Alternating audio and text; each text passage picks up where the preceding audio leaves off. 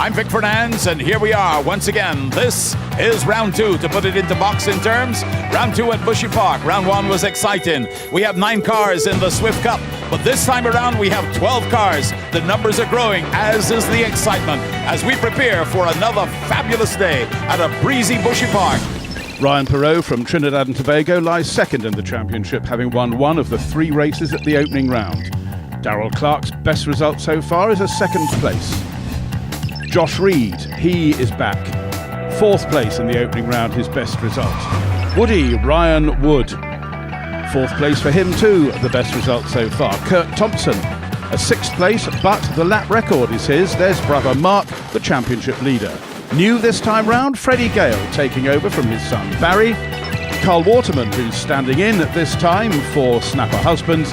David Somervell Jr., multiple champion from Jamaica in the Simpson Finance car. Jason Parkinson, formerly a race winner here at Old Bushy Park. And Mark Kinch, who's been dominating kart racing here in the last race meet. And finally, Sean Gill, back in action after quite a while out. So, it's excitement you want, it's excitement you'll get. We'll be right back after this break.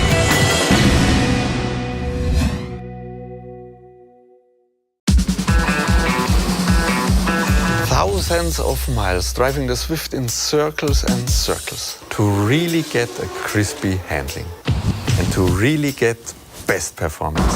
What do the customers get out of it? Fun.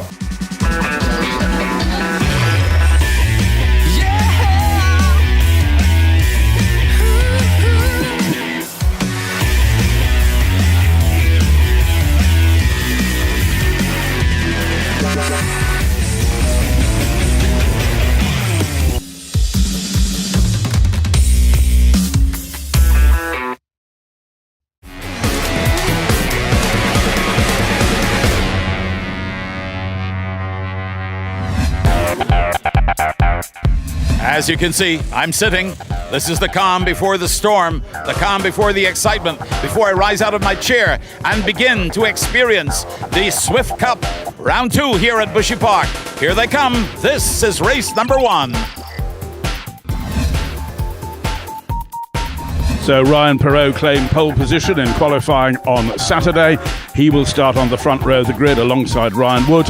Row 2's Mark Thompson and Sean Gill. Row 3, Josh Reed, Darrell Clark. Row 4, Jason Parkinson and David Somervell. Row 5, Mark Kinch and Carl Waterman. And on the back row, Kurt Thompson and Freddie Gale. And as the lights turn off, the 4 red lights have gone out, and down into the first corner we go. We've glimpsed in car there of Josh Reed, and it's Ryan Wood who has made the best of the start off the front row of the grid, leading at the moment from Ryan Perot, with championship leader Mark Thompson there in 3rd place. Riding in car with the championship leader, and there we see Josh Reed. And it's very, very tight there indeed. Woody just managing to hold on as he's got side-by-side Perot and Thompson behind him. Josh Reed is the man in 4th place behind them. Freddie Gale at the tail end of the field in his first race at Bushy Park in many, many years. He used to be a regular racer here in the 90s. So we're in car again with Ryan Perot now. He's got to really concentrate on this. He's in that unenviable position of having to defend 2nd place while attempting to attack for 1st, and that is never a happy place to be. Woody leads. Ryan Perot is 2nd, down through the W's, and then uphill over Millbrow they go. The leading trio just beginning to edge away a little bit from 4th place man Josh Reed. We're in car with Jason Parkinson there, who is tussling with Carl Waterman, both of them newcomers to the Swift Cup this time round. We're on lap 3 out of 8, and the leading pair just edging away a little bit now. Mark Thompson, we ride here with him, dropping back a little bit now from that lead battle with Woody, now having been passed by Ryan Perot. So Perot has edged ahead now, and they're side by side. Those, they go up to the courtesy dipper, out through MQI Bullet, and they're very, very close indeed. And there's a little bit of a touch there. Thompson and Woody make contact, and we see it from in-car in Thompson, and he T-bones Woody. Well, he didn't really have anywhere else to go. Woody manages to recover. Does Thompson recover? Yes, he does. There he is. But of course, they're now both some way down the field, and that all works to the good for Ryan Perot, because he will be out on his own now. And yes, there he is. Josh Reed is now second. Battle for third place now developing between the white and green Williams Industries car of Carl Waterman, with Jason Parkinson. We ride in with him as he battles away with Waterman. Can't find a way past at the moment. Josh Reed now then on his way at the moment to second place. And there we see the second group being led by the Simpson Finance car of Jamaica's David Somerville Jr. Can't imagine the last time he would have raced a front-wheel drive car. Oh, a lock up there for Kurt Thompson, getting very out of shape, coming into the courtesy dipper. In car once again with Ryan Perot, just after half distance now. All he's got to do really is concentrate on keeping it on the black stuff in the middle, and he's got this race pretty much sewn up. Second is Reed, because he's of course now being caught a little bit by Carl Waterman. The second group still close battling going on in there. That's the second of the two Digicel cars in the middle of that group. That's Darrell Clark.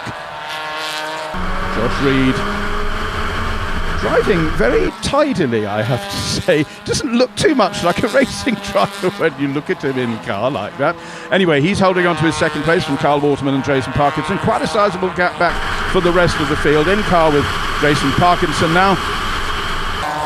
The tail end of that group of four, and see the gap that Ryan Perot has eked out now in the lead after that tussle between the two behind him ended in contact.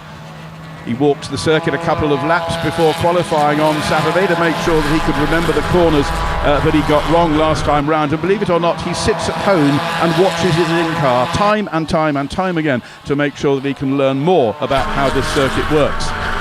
Well, one lap from home, and it looks as though he's going to become the second man to win two races, where Mark Thompson won two last time round. Perot won one, and it looks as though he's well on his way now to winning his second. And this running wide there. That was Sean Gill, way wide on the exit of the W's there. Come back on towards the tail end of the field. We're on the last lap, and I don't think there's going to be a change at the front of the field here. Ryan Perot, another driver who doesn't look much like a race driver, except now when he applauds himself. At least one hand on the wheel, Ryan, please. So then, victory for Ryan Perot.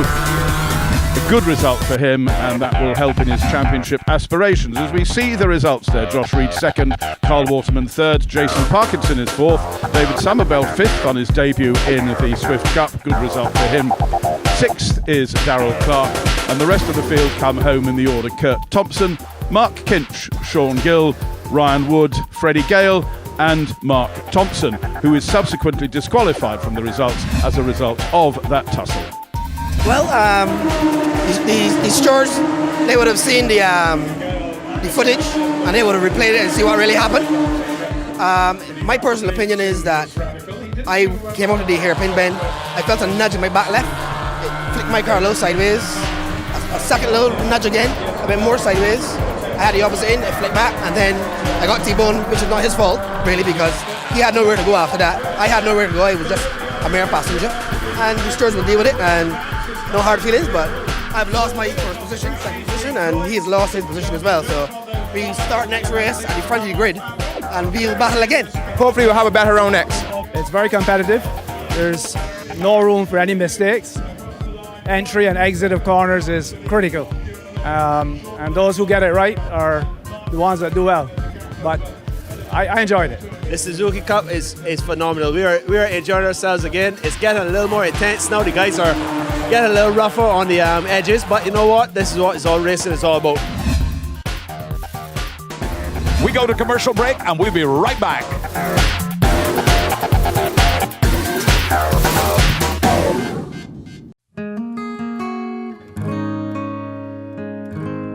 Oh, I can't forget this evening and your face as you were leaving, but I guess that's just the way the story goes. You always smile, but in your eyes your sorrow shows. Yes, it shows.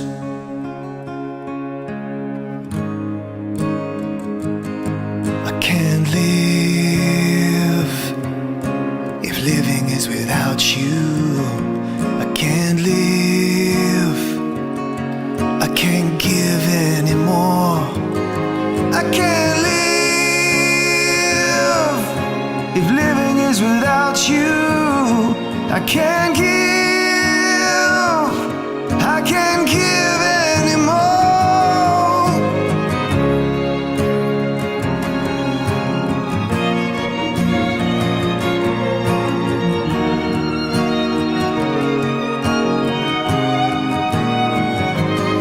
I can't live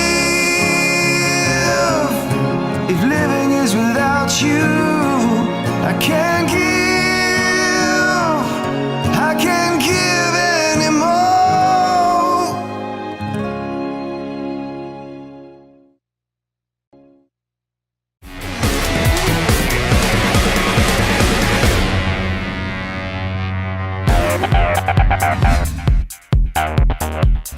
Intense action. It continues to build. We're back, and so too is motor racing at Bushy Park.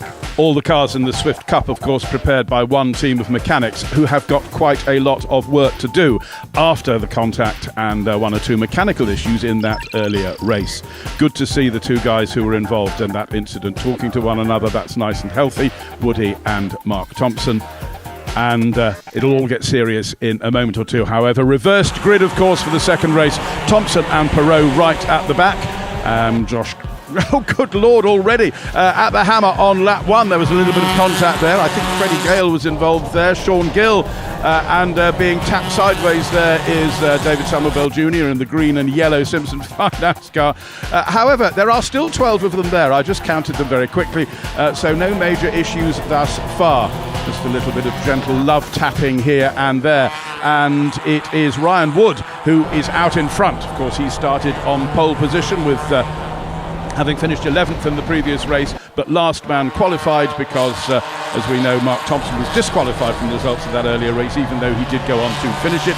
In car was Ryan Perot, with rather a lot of cars in front of him, far more than there were in the earlier part of the final part, shall I say, of the earlier race. There is Woody, and it's Mark Kinch in the Team ICBL car tucked in behind him. Third is Sean Gill, having a much better race this time round. Fourth is Darrell Clark in the second of the two Digicel cars, and we're in car now with Mark Kinch. You get a glimpse of the door damage from the previous race on Woody's car. Kinch having a look at the inside as they go down into and out of the W's. Carry can enough momentum up the hill. Well, he can't, and not only that, Sean Gill is now getting alongside him. So while they're having a battle, that gives Woody just a little bit of a breather. He can concentrate on getting perfect lines. We're right in car with Mark Kinch as we see Sean Gill trying to drive all the way around the outside of him. And is he going to do so? Yes, I think he is.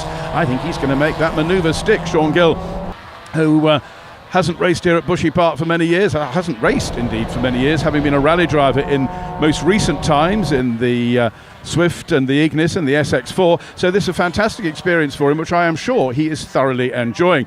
They're all lining up behind him. Oh, I think I just saw a door mirror disappear there. I think Mark Thompson may well not have a door mirror on the left of his car anymore. So then, very, very close battling in the fifth race in the Swift Cup, 3 back at the end of March, and here we are in May with our second round. There is Woody. He is in the lead, and he has begun to stretch that advantage a little bit, and it's Sean Gill who is now chasing him with side-by-side for third place Mark Kinch in the ICBL car, and Darrell Clark in the second of the Digicel class.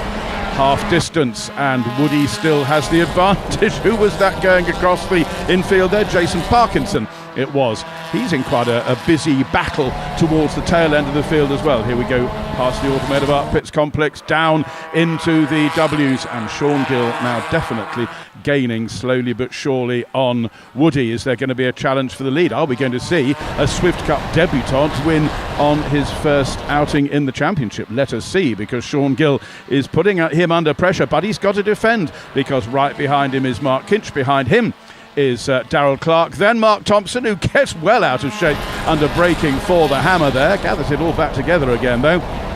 We're in car now with Sean Gill, and it's Woody he's chasing, Mark Kinch he's defending from, Darrell Clark, Mark Thompson, Jason Parkinson there as well. Ryan Perot has been slowly but surely picking his way up through the field. He's up to 7th at the moment, and Mark Kinch gets alongside Sean Gill. We now ride with Sean Gill, and Mark Kinch cuts across the front of him. He's up into second place. Sean Gill, I think, has registered that particular corner, the courtesy dipper, is where quite a lot of contact, if it happens, and I think perhaps he just discretion being the better part of valour and all that sort of thing. Jason Parkinson bouncing over the curbs, exiting the Banks S's there onto the top straight, and Darrell Clark's going to get pushed wide. No, he doesn't.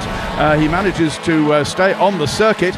Back with Woody, and now Mark Kinch, having got back past Sean Gill, now putting Woody under pressure. Sean Gill under pressure from new fourth place man Mark Thompson. Down to fifth, up to fifth should I say, is Jason Parkinson, and down to sixth has gone Darrell Clark.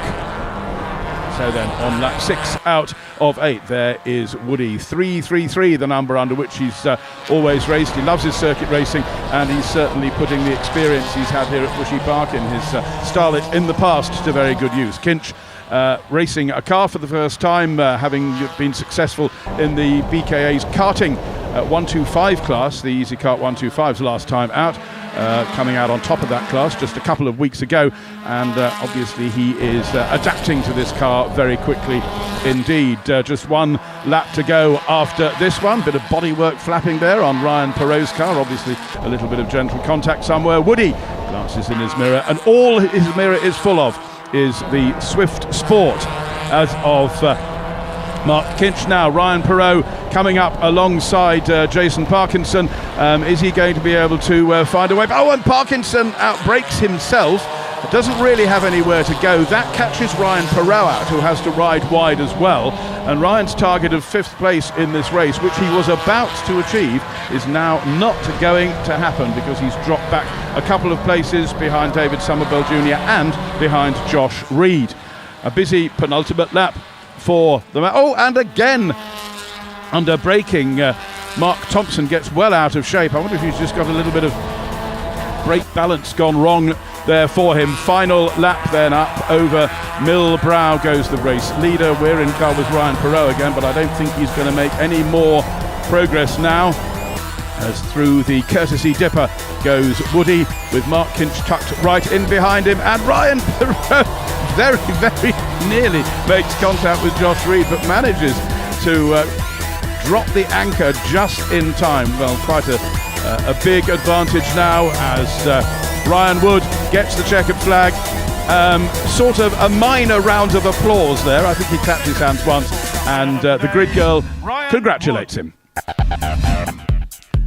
And in the results, Ryan Wood ahead of Mark Thompson, Sean Gill, Darrell Clark, David Somerville Jr. and Josh Reed at the top 6. Ryan Perot, Mark Kinch down in 8th. He was given a 5-second penalty for a jump start.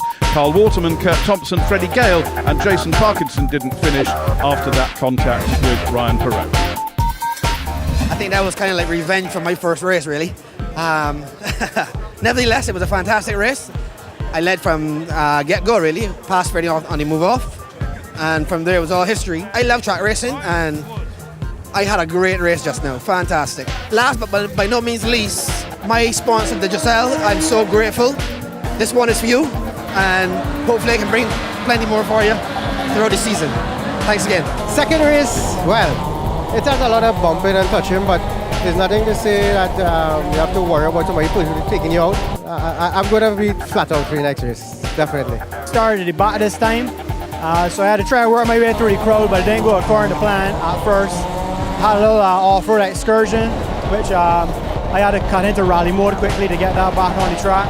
And looking forward to the next race. Well, the first race was a learning experience for sure. I improved in the second one. I made a couple of mistakes because I haven't driven a manual for 15 years. So I missed third gear a couple of times and went to 5th. And that cost me a couple of positions just now, but it was a lot of fun. The cars are a pleasure to drive. Ryan and myself went down into the hairpin, kind of neck and neck. And we both struggled to stop. I drifted wide, and when I caught myself on the outside the corner, someone else came through on the inside and just took out my left front strut, I guess. Up to now, I'm still not sure. We're fighting over a 10th of a second, a 100th of a second. We'll be coming from the back with vengeance. We'll be right back after this break.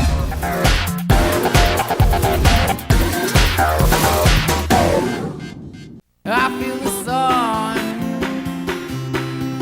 on my face, and on this day, take me far away. Yeah, I got faith. Yeah, I got faith.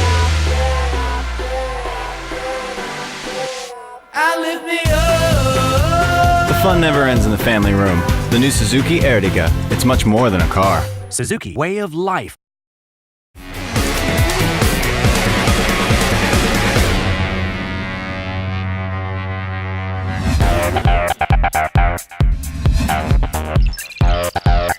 The grid for the last race based on the points scored earlier in the day by everybody, and that puts Ryan Perot on pole position, which is where he would wish to be. And sitting alongside him, Woody. They've been the two most successful drivers of the day so far. How is their day going to end? Well, they're side by side into the hammer on the first lap. Woody on the outside, Ryan Perot on the inside, just edges ahead. Not quite so much ground to cover, of course, being on the tighter inside line at that corner. So it is Perot who is ahead. We're in car briefly with Woody and now with Ryan Perot. Glances in his mirrors and says, well, the first half of the first lap's gone the way I would want it to do. Josh Reed there in the Team Massey Insurance car in third place. Fourth behind him, David Somerville Jr. Fifth is Darrell Clark. Sixth is Mark Thompson. Seventh is Kyle Waterman. Eighth is Sean Gill. Ninth is Mark Kinch, and we're behind him briefly there in car with Kurt Thompson. And the tail end of the field is Freddie Gale and Jason Parkinson, of course, having started right at the back. So Ryan Perot, he drives like a policeman. He feeds the steering wheel through his hands. It really is quite bizarre. He looks so relaxed. Well, he's got a good reason to be, because here we are on lap 2. He's pulling out an advantage. Here, I am Ryan Wood. I am chasing you, but I'm not catching you at the moment because I'm watching my mirrors real careful, because I've got Josh Reed behind me, David Somerville Jr. behind him. 20 or so titles in various disciplines David Somerville Jr. has won over the years. The most decorated competitor pretty much in all disciplines in the region. Rally, race, dexterity, the lot. And now enjoying his first outing in the Swift Cup as part of the Suzuki Challenge Series. In car with Kurt Thompson. Dab of the brakes from Mark Kinch in front of him. See the brake light at the top of the rear door there. Of course, all of these Swifts have got fiberglass panels replacing the lights. Otherwise, there'd be lots of little bits of glass all over the place at the end of each race. In car with Kurt Thompson again, still at the tail end of that group. So evenly matched, it really is difficult to make progress. You have to use all of your skill as a driver to overcome the fact that these cars are as equal as it is humanly possible to make them. There is Woody in second place, and see the gap Ryan Perot is creating is getting bigger and bigger as Woody concentrates on holding on to that second place from the determined Josh Reed. Looking further back down, the second of the Digicel cars now under pressure, being driven by Darrell Clark, under pressure from Carl Waterman standing in, and we've got also, and a little wave there from Mark Kinch saying, hang on a minute, there's a bit of gentle love tapping there. He's got time to wait, he's got time to concentrate on going quicker, I'd say. Anyway, it goes to show the friendly nature of this championship, because although there has been some seriously hard battling on the track, as you can see from the smiles on their faces, all of these guys get on well and are enjoying this new challenge. Except possibly Woody, who's watching the black tailgate of the race leader Ryan Perot's car get smaller and smaller. Now then, are we going to see a challenge? We just ride in car with Ryan Perot to see how relaxed he is and how hassled everyone else is, because Woody is doing his very best to hold on to his second place.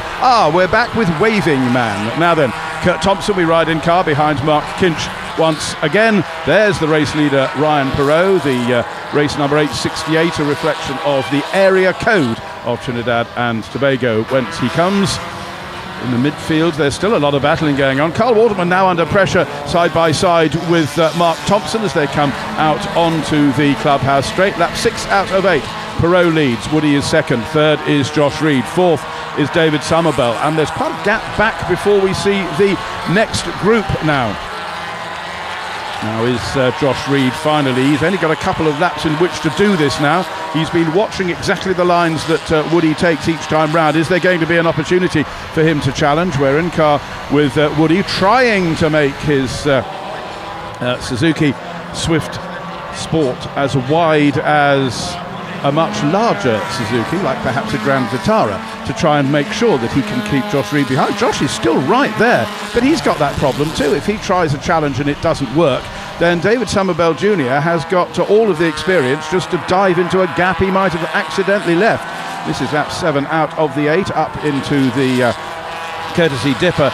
They go back in car with Ryan Wood, using all of the track to ensure that Josh Reed stays behind him, which he does at the moment. There's David Somerville down into the W's for the final time they go.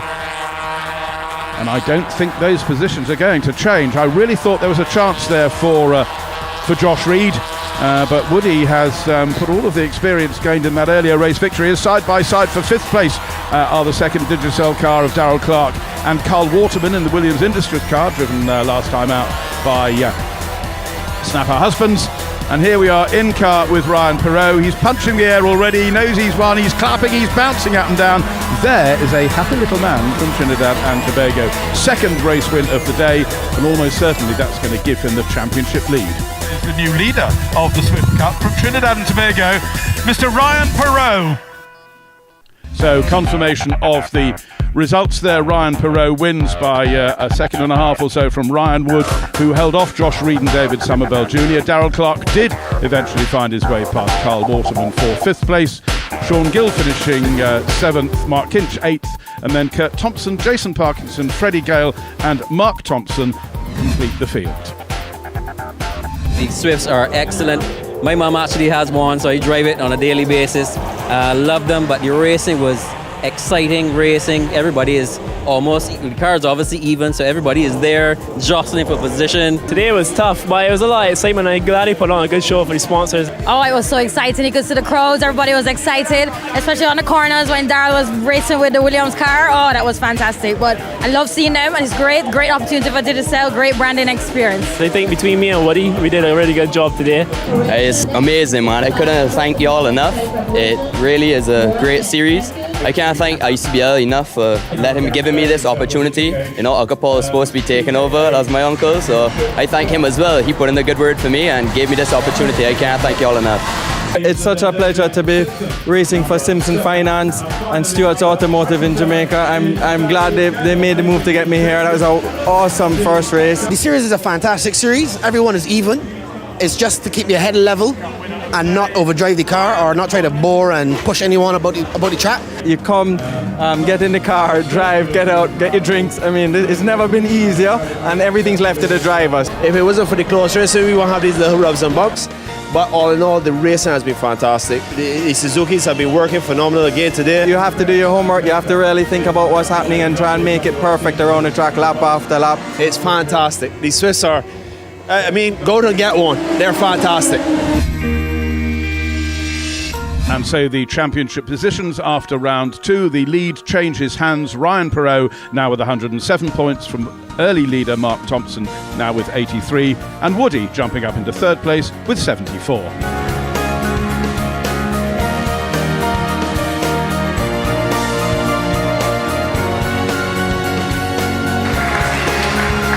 So then the prize giving at the end of the day. Josh Reed collecting his trophy as 3rd in the group.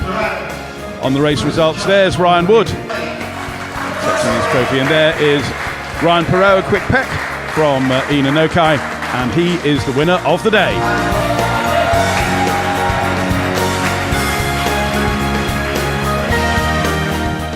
Well, here we are once again, coming to the end of another fabulous day of motor racing at Bushy Park in the Suzuki Swift Challenge Series, round number 2. Things may have been brown on the outside, environmentally speaking, but on the track, it was all green, it was all go, as excitement and thrills and a little bit of heart-stopping and foot-stomping stuff went on here at Bushy Park. We'll be back. There's going to be a round 3. We had 9 cars the first day out. Now we had 12 this time. There is more to come. More excitement from Bushy Park.